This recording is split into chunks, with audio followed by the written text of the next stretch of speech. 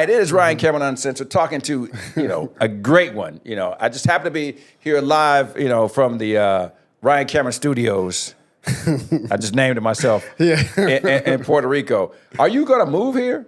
Are you living here right now? I'm living here right now. I came and never went back. No.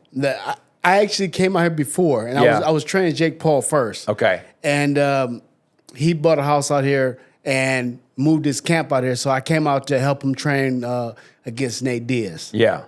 So, through all that, I met a lot of great people here. Yeah. And I was there for like a month or maybe 2 months and met a lot of great people. I'm like, you know what?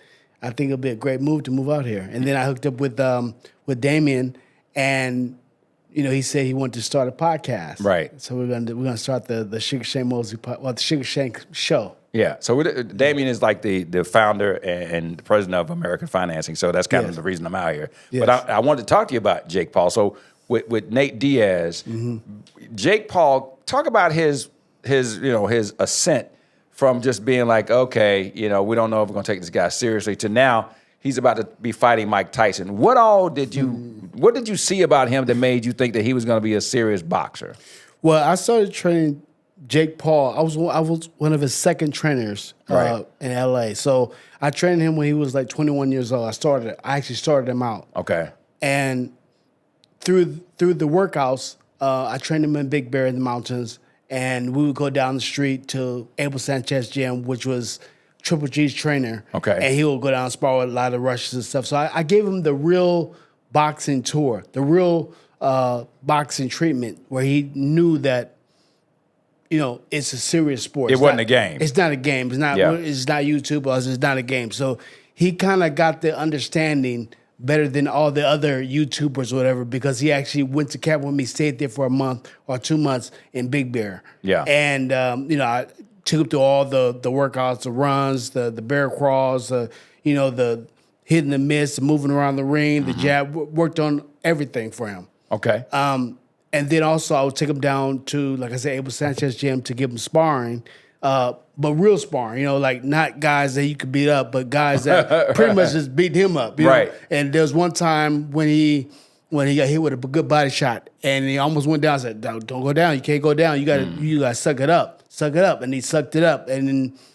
it let me know that he really wanted to be a fighter. So it's like sometimes people think that, he's a YouTuber. Yes, he is. But at the same time, it's like somebody come off the street and really wants to fight and puts 100% into it, and he becomes really good. Yeah. And it seems to be what's happening with Jake Paul, is he really wants to be a fighter. Okay. And this is really in his blood, and he loves the sport. So you can see that he's giving back, like, all the time, attention, money, everything, bringing all his fans and all his fans to the sport. Right. And I think it's a great job, a great thing. Okay. We got more with Sugar Shane Mosley when we come back. It's Ryan Cameron Uncensored live from Puerto Rico, baby. It is Ryan Cameron Uncensored talking to Sugar Shane Mosley. I know when you go to the Philippines, because of Pacquiao, how do people react to you because of those fights, man? Oh, my God. When I went to the Philippines one time, I walked inside the mall and walked into a sports store, and just kind of walking around and looking around, and I finished maybe 5-10 minutes. I started walking out. The whole mall seemed like it was out there waiting for autographs. I was like, wow, that's interesting, because it has never happened like that before, especially in another country. Right. It was like I was Michael Jackson or somebody. I was like, what the hell's going on here? They had to escort me out the back. You shut the mall down. I shut the mall down. We talk about this sometimes in the show, like, who could shut down the mall? There's only so many people, like a Taylor Swift or Beyonce or Usher, but now we know that Sugar Shane shuts down malls in other countries. Wow, yeah, other countries. You're right. Like, it's a different flavor. I think because I did fight Manny Pacquiao, and I went to Manila, the arena where Muhammad Ali fought, and they do the Thriller in Manila. The Thriller in Manila. Now they do cockfighting. Okay. So I went in there, and the same thing happened. They said, Sugar Shane's in the audience. And I kind of waved, and it's like people went crazy. The cockfight stopped, and everybody was just just around. It was even the chickens stopped fighting. Yeah, the chickens stopped fighting. That's how much I love Pacquiao. But go ahead. when now, I mean, you're still in great shape. Right. Now that you see what Tyson's done and what Roy's done. Oh yeah. Would you entertain? Oh my God. Yes. You would. I'm trying to. I would fight. A lot of these guys are do exhibition because I'm in the ring all the time. Right. So I'm actually, and I don't think people really know that. Right. They think I'm just enjoying life. Just enjoy life, which I am. Yeah. But you still are training. But I enjoy going to the gym. Yeah. I enjoy sparring with the young up and coming guys and keep myself in shape and keep myself sharp and just know where I'm at. Right. I love it. So you would get back what would it take? And we know that Manny would have to sign up for it. Yeah. And y'all would have to work that out. But is that something you see if it was a possibility that you would do another fight with Pacquiao? Oh my God, yes. So no problem. That's easy. That's easy. But I think that I don't know what weight they'll do. Maybe because I can get down to maybe 54 or 60, maybe 160 because I'm a little bit bigger than Pacquiao. Yeah. But I would definitely do it. I mean, it would be a fun thing. I'd do it with Mayweather if he wanted to. Wow. And I was trying to at one time I was like, Mayweather, what's up? Let's go. Yeah. So there's not a lot of people that want to do like exhibition with me. I'm like, wow, I'm not even like really trained. I was supposed to do one with Nate Diaz. Yeah. Right? I was gonna do one with Nate, and then people say, oh, we don't want him to make you. We don't want you to make him look bad right now. I'm like, well, but he's younger and he's bigger than me, and, right. And then it was Silva, Anderson Silva. Who else? I mean, just the fact that you and Mayweather would be that'd be a ticket right there. I would definitely do it, but I don't know. Maybe I don't know if Mayweather wants to test it, Because I mean, with an unblemished record and being perfect, right. Anything that he does now, if it just is, first of all, getting knocked down would be a huge deal. And possibly losing, even in an exhibition type thing, would tarnish his perfect record. Do you think something like would be concerning? Like he don't want to make sure that nothing like that ever happens. Probably. I was just playing around with Rampage Jackson. Yeah, he's supposed to fight Shannon Briggs, and I went on his podcast and was talking with him, and then we came out, did the gloves. I was showing different things. Yeah, and I just hit him on the arm, and he was like, oh my God, like you're so little. Like, how do you hit that hard? He's like, what the hell? Like you hit and he asked my son, it's like, man, is this normal? My son's like, no, it's not normal. He punches hard. Like it's really hard. So yeah, it's just a whole different ballgame. Like they don't want to, they're scared to get hit. Like you see that Floyd, this is the only time Floyd's pretty much almost been, knocked down. Right. Almost knocked out, in his whole career. So I mean, I have heavy hands. Wow. All right, we got one more break, man. I'm keeping him. I was only gonna do 3, but now I got my wheels turning. You shouldn't have put me in the studio. Once I put these headphones on, man, you shouldn't have done it. We got more with Sugar Shane Mosley when we come back. It's Ryan Cameron Uncensored. We're back with Ryan Cameron Uncensored live from Puerto Rico, man. Thank you for joining us. You do your podcast in here too? I'm practicing right now. We just got started. Okay, so we practicing. I'm like a test guy for you. Yeah, you're a test guy. Well, yeah, you're helping me out. I appreciate it. We're sparring around We're right sparring. now. Okay, well, I think you're winning. Hey, let me ask you, your son is boxing now. Yes.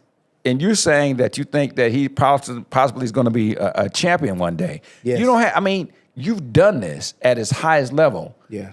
As a father, I remember making my kid stop playing. He wanted to play football. And I just didn't like the way that the coaches were doing. And I was like, man, these people are playing daddy ball, and you're out there with some people who are trying to relive their sports life through the kids.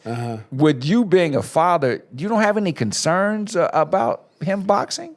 No, my son, he has great power, good speed. He's a little taller, about 6'1", 2-ish. Yeah. The difference is the mentality, and I think this mentality has changed into being a real man now. Like he has his own family, own kids, and everything that he knows he has to support, and he's out there, doing it. So with him, it's a little different. And I go down there and I work with him and spar around with him. Before he wouldn't want to spar with me because he's like, oh, I don't want to hit my dad, da. Yeah. But now I told him we have to do this because you have to learn these different moves or different things that Right. world-class fighters would try to do, like little stick attacks here and there. So I'll get in there, and we don't spar hard, but I Right. spar with him. You're And teaching. I'm teaching, but we spar. You know, like he'll hit me. I'll hit him a little bit, not hard, but we'll Right. just touch on different things. And he's doing really well. Like I wouldn't want to fight him. Wow. Okay. You know, I wouldn't want to fight him. Like right now, I wouldn't want to fight him. I'd be like, Yeah. he punches hard and he's kind of fat, long, very long, and yeah, he fought not Dan Jacobs. He fought Gabe Rosado. Okay.